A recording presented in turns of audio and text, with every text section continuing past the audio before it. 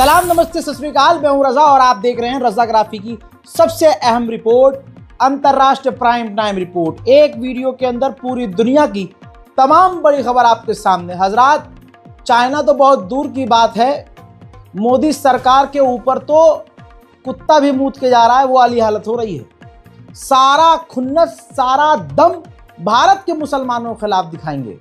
मतलब मार के कोई और जाएगा और वहां कुछ नहीं कर पाएंगे, उसका कुछ नहीं कर। भारत के मुसलमानों को परेशान करो, दलितों को परेशान करो, ईसाइयों को परेशान करो, आज से काट। मतलब उधर नेपाल ने क्या किया, 100 रुपए के नोट पर भारत का विवादित मैप छाप दिया। 3 इलाकों को, भारत के 3 इलाके को अपना घोषित कर दिया। उसमें लिपुलेख, काला पानी और लिम्पियाधुरा को अपना बता दिया, जबकि ये तीनों इलाके भारत की सीमा के अंदर है, हमारे अंदर भाई, हमारा है। और उन्होंने नोट पर छाप दिया। पता था उनको कि अब की जो सरकार है उसमें कितना दम है। तवज्जो है, सारी हवा यही बनाई गई है। अब आप ये सोचो, नेपाल ने हमारे 3 इलाकों को अपना बता दिया और योगी जी ने बदला कैसे लिया। आधार कार्ड में जो तुम्हारी ये डेट है, ये बर्थ डेट तुम्हारी, ये तो पैदाइश की जो तारीख, जन्म तिथि है तुम्हारी, ये मानी नहीं जाएगी। अरे भाई, आवाम को परेशान क्यों कर रहे हो भाई। रिपोर्ट ये रही दैनिक भास्कर की, श्री नेपाल राष्ट्र बैंक। अब बताइए, एक राष्ट्र है हिंदू राष्ट्र नेपाल। धीरेन्द्र शास्त्री को अपना भारत जो है हिंदू राष्ट्र बनाना है, हिंदुओं को हिंदू राष्ट्र बनाना है। नेपाल के जो हिंदू लोग हैं, हिंदू सरकार, कट्टरवादी हिंदू सरकार, वो भारत की जमीन पर रौब जा रही है, अपना बता रही है। अब आप कहेंगे नहीं जी, इस पे तो मोदी सरकार ने बहुत तगड़ा जवाब दिया है, बहुत तगड़ा जवाब दिया है। वह हमारे विदेश मंत्रालय के द्वारा कहा गया है, ये वाला जवाब है। क्या कहा गया है, ये गलत है, एक्सेप्ट नहीं किया जाएगा और अपने मन से कोई भी बात बोल देने से है, गलत मैप जारी करने से आपका हमारा क्षेत्र नहीं हो जाएगा। जो क्षेत्र हमारा है वो हमारा रहेगा। जितना ठंडा मैं हूं उससे ज्यादा ठंडा मैंने फिर भी बहुत ज्यादा बोल दिया। देख रहे हो लाला ये है दम। अमरिया क्या कहता था,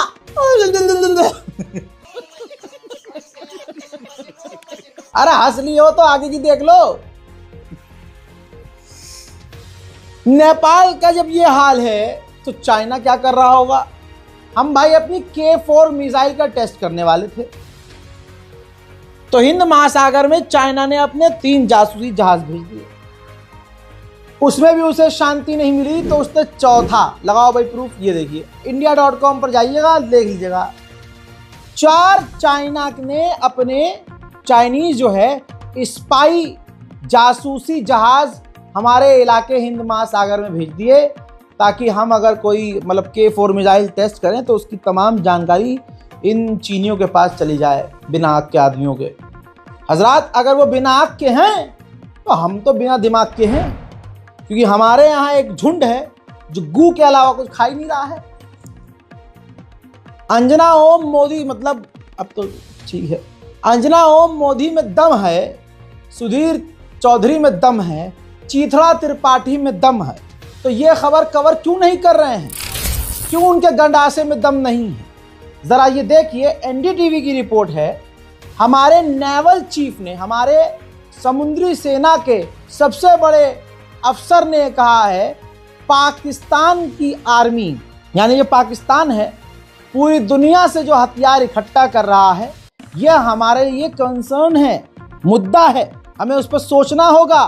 पाकिस्तान जिस तरह से ऑल ओवर वर्ल्ड खरीद रहा है हथियार और चाइना उस तरह से उसको सपोर्ट कर रहा है, यह हमारे लिए बड़ा खतरा है, बड़ा मुद्दा है। लेकिन नहीं, भारत में मुद्दा यह है कि आज से आधार कार्ड की जो जन्म तिथि आपकी मानी नहीं जाएगी। SIR करवाओ, नागरिकता छिन जाएगी। ऐसा महसूस भारत के लोगों को करवाया जा रहा है कि भाई साहब, बिहार वालों ने क्या किया, 10,000 में वोट दिया, आज बिल्डोजर चल रहा है। ला ला ला ला ला ला ला ला ला ला। मजा आ रहा है, मजा करो। ओह माय गॉड, क्या बताएं पूरी दुनिया में हाल हमारा क्या हो रहा है। इन्होंने हमें अपने अब आधार कार्ड की लाइन पे लगो। अच्छा, खेल एक और है, यूं कह दिया अभी वो यूपीआई की जो ऑफिशियल साइट है, हैंडल सोशल मीडिया का, उस पर मैंने देखा कि उस पर उन्होंने पोस्ट किया है कि अगर आप अपने आधार कार्ड में नंबर अपडेट करना चाहते हैं तो 50 रुपये आप फीस दो और आपका वो आधार अपडेट हो जाएगा। योगी जी ने कह दिया कि अब हम तो मानेंगे नहीं, जो आपके आधार कार्ड पर आपका जन्म पैदाइश का जो डेट है वो नहीं मानेंगे। तो आपको क्या करना पड़ेगा, अपडेट। नाम हम भी सोचेंगे चलो भाई अपना पूरा नाम करेक्ट कर लो, यहाँ एक आधी स्पेलिंग गलत थी, तो आपको मोबाइल नंबर अपडेट करना है तो ओटीपी आएगा, ओटीपी से आप चेंज कर लेंगे, जिसके लिए आपको 50 रुपये देना पड़ेंगे। इस हिसाब से तो भारत का हर आदमी अपना नंबर अपडेट करेगा 90%, पर आदमी 50 रुपया देगा। एक घर में ही 5-6 लोग हैं कम से कम, तो मान लीजिए एक परिवार अगर 5 लोगों का है और 5 लोग अपना अपडेट कर रहे हैं, तो भाई एक घर से कितनी कमाई। भाई मेरी मैथ इतनी अच्छी नहीं है, लेकिन कसम से कमाई बहुत ज्यादा है। अगला झोला उठा के निकल लेगा, इतना कमाई है। लेकिन नहीं, उसकी हो सकता है प्लानिंग बहुत खतरनाक है कि अतिक्रमण के नाम पे बिहार से लेकर जहां जहां हमारी सरकार है, अब सारी जमीन खाली करो और अदानी को दे दो। समझ नहीं रहे बाबा, तुम खेल बहुत बड़ा है। अच्छा, मुसलमान कितने सीधे, उससे ज्यादा बेचारे सीधे हिंदू हैं। उनको लगता है अरे यार कितना बढ़िया माहौल है, हम किसी भी मुल्ले को गाली बक देते हैं जी। हम तो अलीगढ़ के कैब ड्राइवर मुल्ले से जय श्री राम बुलवा देते हैं, और नहीं बोलता है तो अपनी नौकरी छोड़ के भाग जाता है, अपनी कार बेच देता है, और खुद कैमरे पे आया कहता है मुझे डर लग रहा है। और हिंदू इसमें खुश हुआ, मजा आ रहा मोदी जी। अच्छा हाँ, ये मुल्ले आतंकवादी होते हैं, मुल्ले आतंकवादी होते हैं, मुल्ले आतंकवादी। अफगानिस्तान में क्या होता है भाई साहब, इसी अफगानिस्तान, इसी तालिबान सरकार से मोदी जी की धपाधप डील हो रही है। इंडिया टुडे की रिपोर्ट है भाई साहब, अफगानिस्तान और भारत के बीच कार्गो फ्लाइट शुरू होने वाली है। कार्गो उस जहाज को बोलते हैं जिससे साजो सामान हवाई रास्ते से, ट्रेड का सामान एक दूसरे से शेयर किया जाता है। यहां मध्य प्रदेश से लेकर उत्तर प्रदेश और हिंदू संगठन लगे हुए हैं। मुल्ला दुकान बंद कर दो, मुल्ला दुकान नहीं चलेगी। अरे मुल्ले की दुकान यहां नहीं चल रही, मोदी जो तालिबान से ट्रेड कर रहे हैं। और हजरात, ये जो है ना टनाटन वाले इतने झूठे भाई साहब, मैं कह रहा हूं शैतान भारत छोड़ चुका है। वो कह रहा भाई साहब मुझे क्या जरूरत, यहां तो उनका कलर भी है शैतान वाला। शैतान ने कहा भाई अब मुझे जरूरत नहीं है, मैं जा रहा हूं हिंदुस्तान छोड़ के। यहां तो जगह जगह देखो धर्म के नाम पर आतंक और शैतानी कर रहे हैं लोग। दोगले और दोगलो, ओ सुनो तुम्हारी औकात दिखाते हैं। मुल्लों से सामान नहीं लेना और मुल्लों को सामान नहीं देना। ओले ओले, इतनी मेहनत कर ले हो। और भारत का रक्षा मंत्री क्या कर रहा है देखिए।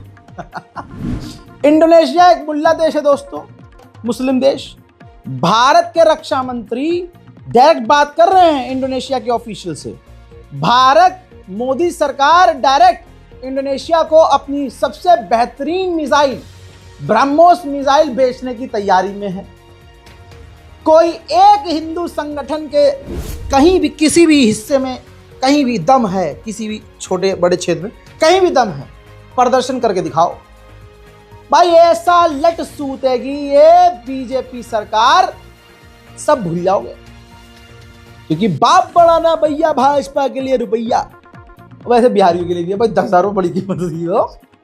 आगे बढ़ देंगे, इतना नहीं रोस्ट करना, बेचारे काम पे नहीं जा पाएंगे। आगे बढ़ो हजरात। बड़ी खबर यह भी है कि 4 से 5 दिसंबर के बीच कहा जा रहा है कि पुतिन भारत आएंगे, व्लादिमीर पुतिन भारत आएंगे। और कंफर्म हो गई है कि जब भारत आएंगे तो भारत पुतिन से यानी रूस से डिफेंस सिस्टम S-400 खरीदेगा। आपके दिमाग में सवाल यह है कि S-500 क्यों नहीं लेगा? फिर आपको बता दूं कि रिपोर्ट में यह भी बताया गया है कि SU यानी Sukhoi 57 advance fighter jet Bharat नहीं ले रहा है। सिर्फ इतना कंफर्म है कि S-400 लेगा, वो भी S-500 पहले ही रूस ऑफर कर चुका है भारत को। फाइटर जेट अपना top most advance SU-57 offer कर चुका है मोदी जी को, लेकिन नहीं, हम S-400 लेंगे। S-500 क्यों नहीं ले रहे, SU-57 क्यों ले रहे, नहीं पता। मेरा एडिटर कह रहा है कमीशन नहीं मिलेगी मोदी जी को, उसमें कमीशन नहीं बन रही होगी। साले बहुत मारूंगा तू हर चीज यार, बदतमीज। काट दियो इसे। बहुत ही मारूंगा। देखा ना तूने, जब प्रभु श्री राम के मंदिर पे, राम मंदिर पर भगवा लहराया था, हमारा मोदी जी का हाथ कांप रहा था।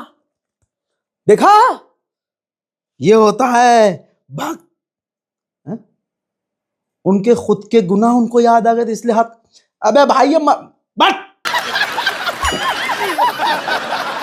चाहे जो भी हो, अमेरिका के आगे तो नहीं झुके, हम नहीं झुके ना। लेकिन मेरा एडिटर कुछ प्रूफ निकाल के लाया है। भारत ने कहा है इस साल के आखिर तक अमेरिका से हमारी डील हो जाएगी। तो क्या मोदी जी हम ये लिख सकते हैं, झुक जाएगा अमेरिका इंडिया के आगे?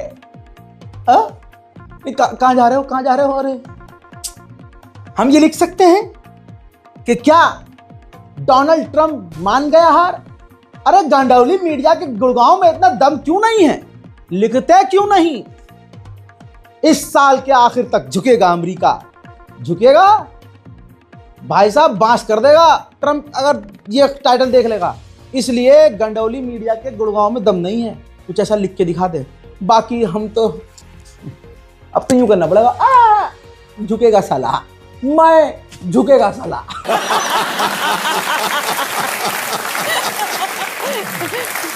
उधर भाई साहब, जिससे अपना बलोचिस्तान नहीं संभल रहा, इस्लामी मुल्क अफगानिस्तान से रिश्ते नहीं बन रहे, भाई साहब POK नहीं संभल रहा, वो पाकिस्तान का मेंबर ऑफ पार्लियामेंट खड़े होकर कह रहा है पार्लियामेंट में कि जी राजस्थान, गुजरात और हरियाणा हमारा है। भाई अगर गुजरात और राजस्थान तक तुम्हारी बात रहती तो भाई साहब ये बात मेरे मुंह में नहीं आती। भाई साहब मेरा खुद का दोस्त हरियाणा से है, आधी बात उसकी मेरे ऊपर से जावे है, लेकिन जहां देश की बात आती है, मुल्क की बात आती है, बांस कर देता भाई साहब एकदम। हरियाणा, अब पूरा पाकिस्तान निमट जाएगा। एक तरफ हरियाणा के लोग, और छोड़ो अल्लाह की कसम पूरा हरियाणा नहीं कह रहा, मैं कह रहा हूं हरियाणा के 20% लोग तुम झेल ना पाओगे, पूरे पाकिस्तानियों कह रहा हूं। उनके तो मुंह में भी ऐसा नशा है सालो, बहते चले जाओगे, नजर नहीं। हरियाणा वालों से पंगा नहीं, और हरियाणा इंडिया में आता है। शलवार खोलेंगे बाद में, मारेंगे पहले, क्या वो तुम खुद सोच लो। तू समझा? हाँ। नहीं तू समझा नहीं। पाकिस्तान को हमारे आर्मी चीफ इसलिए भी खतरा बता रहे हैं क्योंकि पाकिस्तान की एक्टिविटी डराने वाले हैं ही। दुश्मन को कमजोर समझना सबसे बड़ी गलती होती है हमारी। आपको ये रिपोर्ट देखनी चाहिए। सऊदी अरब और पाकिस्तान साथ में सऊदी अरब के अंदर मिलिट्री एक्सरसाइज कर रहे हैं, युद्ध अभ्यास कर रहे हैं। इस चीज का मतलब साफ है कि पाकिस्तान और सऊदी हर हाल में, हर कंडीशन में एक दूसरे के साथ। उधर मेरे दोस्तों बहरीन भी पहुंच गया पाकिस्तान की डेलीगेशन ने बहरीन पहुंच के बहरीन के डेलीगेशन से भी मुलाकात की। हम तो हमारे वाले को कह रहे थे भाई साहब भौकाल है, मुल्लों से मिलता है तो छाती से छाती चिपका के मिलता है। पाकिस्तान को तो भाव ही डालता अरब, हमें ही डालता है। हाँ जी, हमें घास डाल रहा है वो। पाकिस्तान को अरब देश पैसा डाल रहे हैं, तवज्जो है, और हमको घास डाल रहे हैं। ये विदेश नीति किसकी है मुझे नहीं पता। हाँ, उस आदमी की है विदेश नीति जो आज हमारा विदेश मंत्री है। ANI पर वीडियो वायरल है, चाइना पर उसने ये कहा है, जाके सर्च कर लेना। माननीय जयशंकर ने ये कहा है, पहले ही कहा था कि are you mad, what are you expecting from us? China is a bigger economy, you know. What do you want to fight bigger economy? मतलब हम क्या बड़े इकोनॉमी से लड़ सकते हैं क्या? अब ऐसी मेंटालिटी हो तो खैर आगे बढ़ते हैं। रही बात पाकिस्तान की, तो पाकिस्तान का बेड़ा और एड़ा सब गर्क हो गया है। हमारा हरियाणा चाहिए, इन्हें गुजरात चाहिए। भाई गुजरात तो लेके मत जाइयो, गुजराते इतने खतरनाक होते हैं, ऊपर तो सलवार पहने रहेगा, नीचे से चड्डी बिक जाएगी, पता भी नहीं चलेगा, अंदर अंदर नंगा महसूस होगा तो पता चलेगा यार मेरी नुन्नी सी हवा महसूस कर रही है, ओह माय गॉड मेरी चड्डी कहां गई। गुजरात दूर रहो। कमाल की बात यह है कि पाकिस्तान में कुछ बचा ही नहीं है। पाकिस्तान की आवाम आर्मी के खिलाफ कुछ बोल नहीं सकती, बोलेगी तो कुछ खोल नहीं पाएगी, क्योंकि खोलने लायक कुछ बचेगा ही नहीं, छेद दिए जाएंगे। पाकिस्तान की आवाम खुद महंगाई से परेशान है। सब्जियां वब्जियां, अब भले ही पाकिस्तानी आकर नीचे कमेंट में गाली लिखें, लेकिन मेरा दिल जानता है कि बेचारे बहुत परेशान हैं। मुस्कुराते रहो, तुम्हारे यहाँ शायर वैसे भी हैं अच्छे खासे, तो शायरी वारी ऐसी मारते रहो गम मिटाने के लिए। और विवादित हो जाएगा यार, अब रहने में नहीं बोल रहा। बहरहाल मुझे भाई किसी इंसान से परेशानी नहीं। बात यह है कि पाकिस्तान के लोग सच में परेशान हैं, लेकिन दबाए जा रहे हैं। अब ये कहाँ का इंसाफ है? पाकिस्तान की हवाई फौज, पाकिस्तान की समुद्र की फौज, पाकिस्तान की जमीनी फौज, वो सारी की सारी कंट्रोल में दे दी गई है आसिम मुनीर के। ऑब्वियसली एक आदमी के पास जरूरत से ज्यादा ताकत हो तो खतरा तो है। बड़ी बात यह है कि उसी के हाथ में पाकिस्तान के तमाम परमाणुओं के बटन चले गए हैं। रिपोर्ट आपकी स्क्रीन पर। इसी मुद्दे पर यूएन ने डर जताया है, चिंता व्यक्त की है कि एक आदमी के हाथ सब कुछ चला जाना ये खतरनाक है। भाई पाकिस्तानियों कोई जवाब नहीं भाई साहब, कॉमेडी बहुत करते हैं भाई, बहुत बढ़िया। एक पाकिस्तान के मौलाना साहब हैं उन्होंने कहा है कि भारत के अंदर जो ऐश्वर्या राय हैं उनके रिश्ते अपने शौहर के साथ सही नहीं हैं, आने वाले कुछ महीने में वो मुझे शादी के लिए प्रपोजल। हाँ सालो, हमारे में तो कांटे लगे हैं, हमारा इंजन फूक गया भाई साहब, हम तो काला धुआं छोड़ रहे हैं और सारी बढ़िया गाड़ियां तुम्हारे यहां हैं। अबे सालो, हम कलवे रंडवे घूम रहे हैं, ओ ऐश्वर्या राय पकड़ेगी मुल्ला कहां का? पाकिस्तान का। ओ माय गॉड, पाकिस्तान के लोगों के लिए नहीं बोल रहा हूं, लेकिन कहीं ना कहीं लोग भी हैं इसमें अपने मुल्क की बेइज्जती करवाने में। देखिए यार, बात मेरे मुल्क की आ रही तो भाई हम तो अपनों से भी हैं परेशान, लेकिन मैं बोलता तो दोनों बात हूं ना भाई, एक की तो नहीं बोलता ना। पाकिस्तान की हालत इतनी खराब है कि यूएई ने वीजा देना बंद कर दिया है। 80% सबके वीजे रद्द हो रहे हैं, रिजेक्ट। क्यों? साले जाते हैं वहां भीख मांगे। अबे देखो रिपोर्ट, ये है रिपोर्ट कि वो वहां जा रहे हैं पाकिस्तानी, और ये पहले भी बीच में आई थी खबर।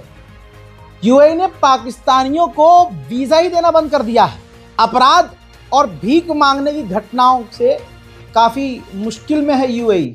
मेरा एक दोस्त दुबई में, एक नहीं मेरे बहुत सारे दोस्त रहते हैं, उन्होंने ये भी बात कंफर्म की है, ये रिपोर्ट भेजी थी मैंने उसे, तो बताया कि भाई यही हालात है यहाँ, किसी न किसी बहाने से पाकिस्तानी जो है यहाँ के। उधर तुर्की के राष्ट्रपति रजब तैयब एर्दोगान उड़ता हुआ तीर ले रहे हैं, उड़ता हुआ। अब देखिए ये हरामीपना सारा किसका है मुझे बताने की जरूरत नहीं है भाई साहब। अपनी बजट पार्लियामेंट स्पीच में, पार्लियामेंट के अंदर जो बजट का स्पीच उन्होंने दिया, उसके अंदर कश्मीर का मुद्दा ले लिया। अबे भाड़ू, तेरी पार्लियामेंट, तेरा मुल्क, अबे बजट तू पेश कर रहा है अपने लोगों के लिए, तो बजट पे बात कर भाई साहब। कश्मीर का मुद्दा, अब यहां अगर कोई कश्मीरी बोल दे हाँ तुर्की के राष्ट्रपति ने हक की आवाज उठाई है, तो पहले तो वो छिदेगा। ऐसे आड़े टेढ़े इन लोगों के बयान, ये कभी कुछ करेंगे नहीं कश्मीर के लिए, न मुसलमानों के हक में कुछ करेंगे, कुछ नहीं करेंगे हिंदुस्तान के मुसलमानों के लिए। मैं मुसलमानों को समझाना चाहता हूं कि भाई भारत हमारा मुल्क है, अगर हम भारत में पैदा हुए ना, ये एसआईआर एनसीआर ये सब बत्ती बना के चली जाएगी, लेकिन मुल्क हमारा है, इसी में पैदा हुए, इसी में दफन होंगे हम, इसी में ये हमारा जिस्म ये खाक राख होकर मिल जाएगा। तो अपने मुल्क की बात याद रखना, अपने मुल्क के लिए याद रखना। जैसा भी हम मिट रहे हैं, कट रहे हैं, पिट रहे हैं, बुरा हाल है हमारा मुल्क, लेकिन हमारा है, इससे कोई कॉम्प्रोमाइज नहीं। इतनी मस्जिदें तोड़ दी गई, फैक्ट आपके सामने, दिल में इस हिसाब से भी सोच के देखिएगा जैसे आपका ये छोटा भाई कह रहा है। इतने मुसलमानों पर अत्याचार हो रहे हैं, इतनी मस्जिदें तोड़ी जा रही हैं, कहां कहां जुल्म नहीं हो रहा है। राजधानी दिल्ली में दिन दहाड़े मुसलमानों की वेरीफाइड लाइसेंस वाली मीट की दुकानों को बंद किया जा रहा है, गोश्त की दुकानों को, और धड़ल्ले से हो रहा है। मुसलमानों को आतंकवादी बताया जा रहा है। बताओ, तुर्की ने कभी कुछ कहा? बोला कभी? ये सारा फसाद है, याद रखना, किसी के बहकावे में मत आना। 4 आतंकी डॉक्टर पकड़े गए तो हिंदुस्तान के मुसलमान, पढ़े लिखे मुसलमान फांस लिए गए, बदनाम कर दिया गया। याद रखना, किसी की बकैती में। और कभी हाँ तुर्की ने बिल्कुल सही कहा है, अभी तुम टाइपिंग पूरी नहीं कर पाओगे, एटीएस आके उठा लेगी। तो बोलने से पहले सोचना कि तुर्की पॉलिटिक्स खेल रहा है हमारी ज़मीन पर। और अगर इनको चचा को, अगर वैसे अब हमारी यूट्यूब की वीडियो जो हैं देश के हिसाब से ट्रांसलेट हो जाती हैं, तुर्किश लैंग्वेज में भी ये ट्रांसलेट हो रही है। अगर कोई तुर्की से ये वीडियो देख रहा है तो उसको तुर्की की ज़बान में सुनाई दे रही है। अगर कोई हिंदुस्तान में देख रहा है तो उसको हिंदी में, कोई अमेरिका में देख रहा है तो उसको इंग्लिश में ये वीडियो सुनाई दे रही है। ट्रांसलेशन ऑन है, ऑडियो। तो मैं तुर्की के लोगों से कहना चाहूँगा, मेरी बात उर्दुगान तक पहुँचा देना।